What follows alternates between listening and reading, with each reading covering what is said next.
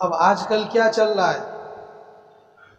بہت سے پڑھے لکھے لوگ، بہت سے اہل شعور لوگ کیا چلاتے ہیں؟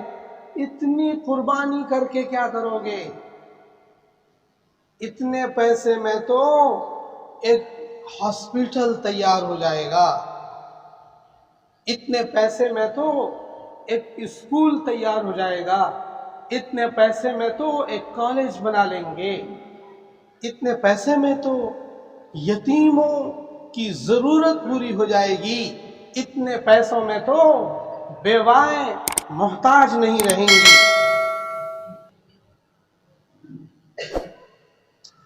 یہ بکواس ہے،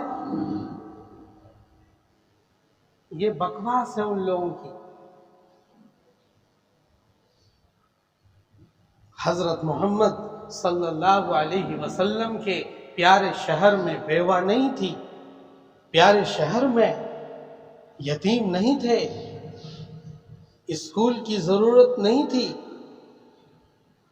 لوگوں کے گھروں میں تم کیا محتاج ہوگے؟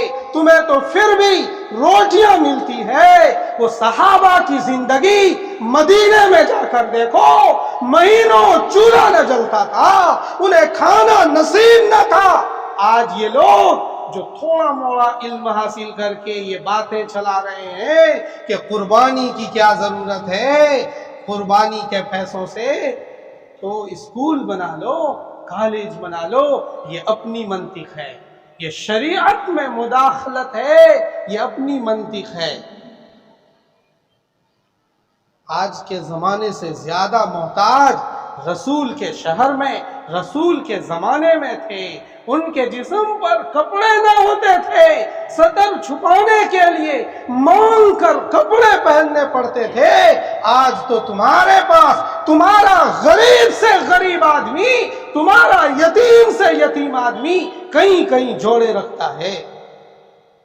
محتاجگی کی بات کرتے ہو، ضرورت کی بات کرتے ہو۔ ضرورت تو مدینے میں ضرورت مند تھے، پھر بھی رسول اللہ نے کتنے اونٹوں کی قربانی پیش کر دی۔ خیر، یہ سب بکواس بازی اور سطحی باتیں، ناقص علم سے ناقص مداخلت، یہ ہر زمانے میں چلتا ہے۔ آپ کو رسول اکرم صلی اللہ علیہ وسلم کے عمل کے مطابق عمل پیش کرنا ہے۔ آپ کے لیے آئیڈیل کون ہے؟ رسول پاک صلی اللہ علیہ وسلم۔ آپ کے لیے نمونہ کون ہے؟ آپ کے صحابہ رضی اللہ تعالی عنہم اجمعین۔ حضور اکرم صلی اللہ علیہ وسلم کے صحابہ آپ کے لیے آئیڈیل ہیں، آپ کے لیے نمونہ ہیں۔ انہوں نے قربانیاں پیش کی تو ہم بھی کیا کریں گے؟ قربانی پیش کریں گے۔ انہوں نے بکرے کی، بکریوں کی اور بڑے جانوروں کی قربانی پیش کی تو ہم بھی کیا کرتے ہیں؟ ویسا ہی کرتے ہیں۔ اس لیے قربانی کا اہتمام کرو۔ کیا چل رہا ہے؟ شوہر نے قربانی پیش کر دی تو چلو سب کی ہو گیا، بیوی کی طرف سے بھی ہو گیا۔ کیوں ہو گیا بھائی؟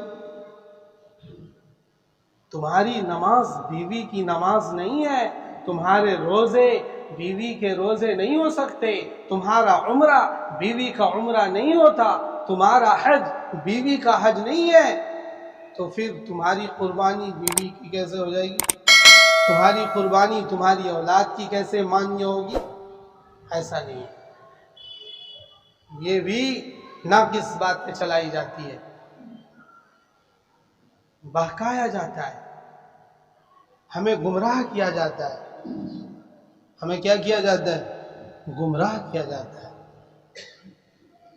اس لیے میرے عزیز ساتھیوں، قربانی کا اہتمام کرو، قربانی کی طرف توجہ دو۔